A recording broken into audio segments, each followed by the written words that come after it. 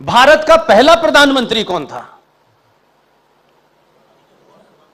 सभी कहते हैं कि फूल वाले चचा थे, सभी उन्हीं के बारे में कहते हैं, लेकिन किसी से पूछो कि उन्होंने शपथ कब ली थी तो नहीं पता किसी को।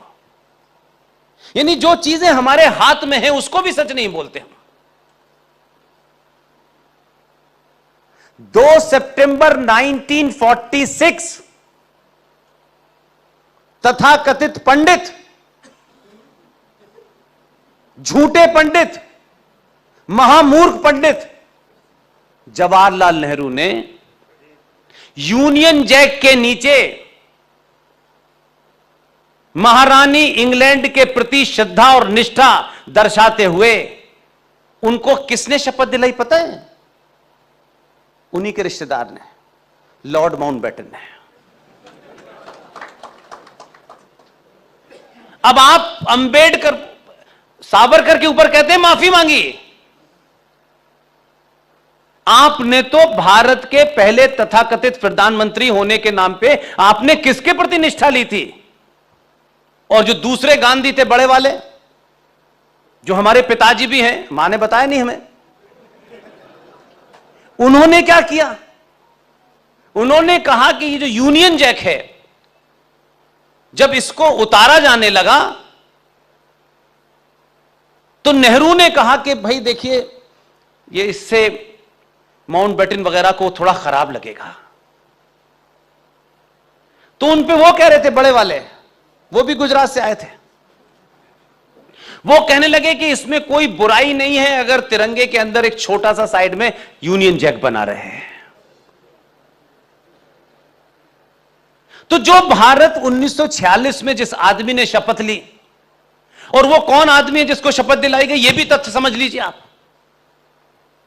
जो आदमी 27 अप्रैल 1946 को कांग्रेस पार्टी के अध्यक्ष के चुनाव में 15 प्रोविंशियल असेंबलीज ने गुप्त मतदान करके पूछा गया हो कि किसे आप अध्यक्ष बनाना चाहते हैं। मैं इसलिए आपसे कहना चाहता हूं कि 1946 की 5 घटनाओं पे मैं ज्यादा बल देता हूं। जी सर, मैं पूरी बात कह लूं फिर आप बता दो। 20 अप्रैल को कांग्रेस पार्टी के अध्यक्ष के चुनाव की घोषणा हुई कि भाई चुनाव होगा। तो गांधी जी ने पहला इमोरल काम यह किया कि तत्काल चुनाव की घोषणा होते ही कहा मेरी पहली पसंद तो नेहरू है। अब हमें क्या पता आखिरी भी आपकी है। तो यह नहीं कहना चाहिए था, उनका कद ऐसा था। लेकिन मैं इससे 2 बातें आपके सामने, ये तथ्य हैं, सब फैक्ट हैं, अवेलेबल हैं आप उसमें, और मैं ओरिजिनल सोर्स का रेफरेंस दूंगा आपको। ये XYZ की लिखी हुई किताब का नहीं दूंगा मैं आपको। 20 को आप अनाउंस करते हैं, 27 तारीख को चुनाव होता है। उस चुनाव की प्रक्रिया, एक साहब थे जो पहले शिक्षा मंत्री बने, वो 1940 में कांग्रेस पार्टी के अध्यक्ष थे और 1946 तक वो अध्यक्ष रहे। और क्योंकि नया अध्यक्ष चुना जाना था तो मौलाना आजाद से इस्तीफा मांगा गया और यह हुआ कि भाई ये जो चुनाव है इसके लिए हमें कार्यकारी आदमी चाहिए। जानते हैं कौन था वो आदमी?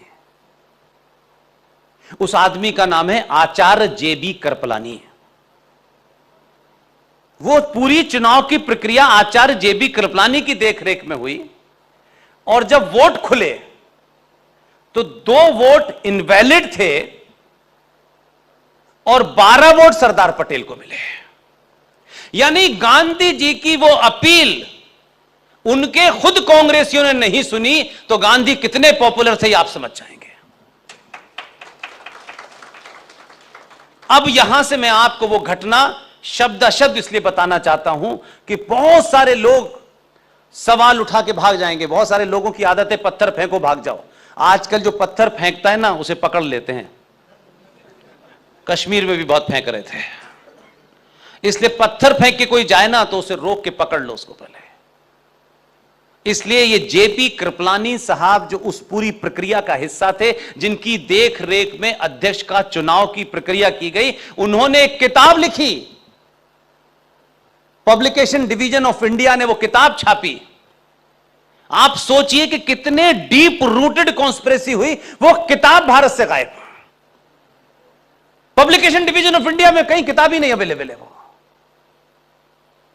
कि ना होगा बांस न बजेगी बांसुरी है। उस किताब को हमारे एक मित्र ने अपने रिसोर्सेज से पीडीएफ कॉपी भेजी, 1300 रुपए में मैंने उसको फोटोस्टेट कराया।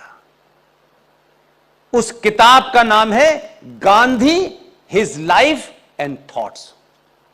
पेज नंबर 248, पेज नंबर 249 और पेज नंबर 50 पर उस पूरी चुनाव की प्रक्रिया के बारे में लिखा है, जिसमें आचार्य जेबी कृपलानी जो गांधी के साथ रहे लेकिन गांधी से लगातार उनका डिसेंट रहा, उन्होंने कहा कि जब मैंने यह घोषणा की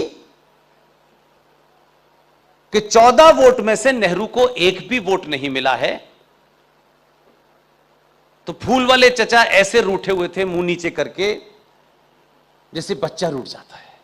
तो गांधी ने एक जघन्य अपराध फिर किया, एक पर्ची लिखी, जेबी कृपलानी को दी, जेबी कृपलानी ने सरदार पटेल को दी, सरदार पटेल उनके उल्टे हाथ पे बैठे हुए थे। और उस पे क्या लिखा था? उस पे लिखा था कि सरदार से कहो विड्रॉ कर ले। सरदार ने वो पर्ची जेबी कृपलानी को पलट के वापस दे दी। गांधी तब भी नहीं समझे क्योंकि बेहयाई की पराकाष्ठा थी। देखिए वो बड़े हैं, मैं इसलिए गांधी जी लगा रहा हूं, लेकिन हमारी सभ्यता में शास्त्रार्थ होते वक्त यह नहीं देखा जाता था कि उम्र इसकी कितनी है और उनकी कितनी है। शास्त्रार्थ होता है सत्य पे। हमारी सभ्यता में बड़ा आदमी गरीब हो अमीर हो यह महत्व नहीं होता, वो उम्र से बड़ा है उसका सम्मान होना चाहिए, लेकिन बड़े आदमी को भी इस गंभीरता का ध्यान रखना चाहिए कि मुझे कितना झूठ बोलना है। गांधी जी ने जब वो पर्ची वापस करी सरदार पटेल ने, तो गांधी जी की बेहयाई देखिएगा।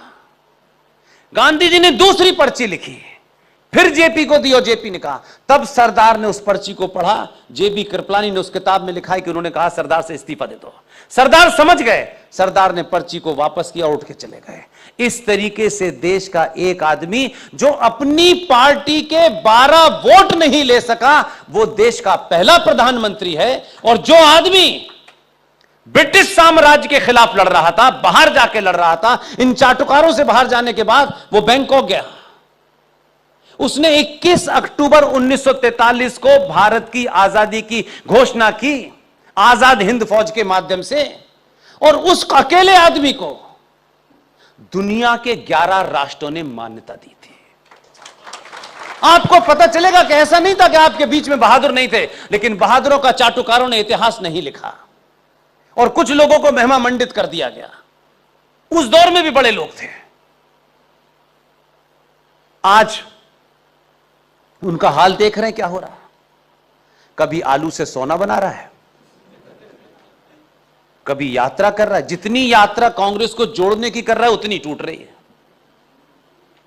तो मैं सिर्फ इतना ही कहना चाहता हूं कि आज के युवा के सामने आप अपनी बात रखें, एकदम शुद्ध फैक्ट पे रखें, और अगर इसमें अपने भी कहीं शामिल हैं जिन्हें आप अपना मान रहे हैं तो उनको भी मत बख्शिए।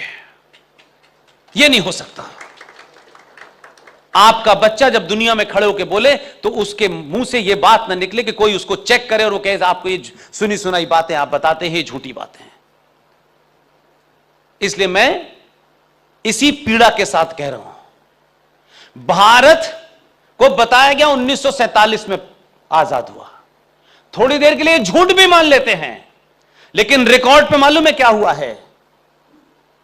1958 1958 तक सुभाष के घर की जासूसी हुई, और ये इंटेलिजेंस ब्यूरो जिसका नाम आजकल आप लोग बहुत सुनते होंगे, इंटेलिजेंस ब्यूरो जो भारत की आंतरिक सुरक्षा देखती है, 1968 तक भारत की इंटरनल सुरक्षा को देखने वाली आईबी जो भी कुछ करती थी उसकी फाइल बनके ऑफिशियली इंग्लैंड जाती थी। हम आजाद हैं। हां, जहां हम खड़े हैं उसके पीछे सिर्फ एक आध कारण नहीं है, हमारी चुप्पी भी है। हमने सबको चलने दिया, तुम भी आ जाओ, तुम भी आ जाओ, तुम भी आ जाओ। सतीश भाई अभी चले गए हैं, उनके परिवार में शायद कोई बीमार हो गया है। मैं सतीश भाई को बता रहा था कि हमने तो इस तरीके की स्थिति पैदा कर दी है कि हमने अपनी नौकरी, अपना बच्चा, वो सीईओ बन जाए, वो गवर्नर बन जाए, वो यहां चला जाए, बस हमें इसके अलावा कोई मतलब नहीं है। हम एज ए नेशन बात ही नहीं कभी करते हैं।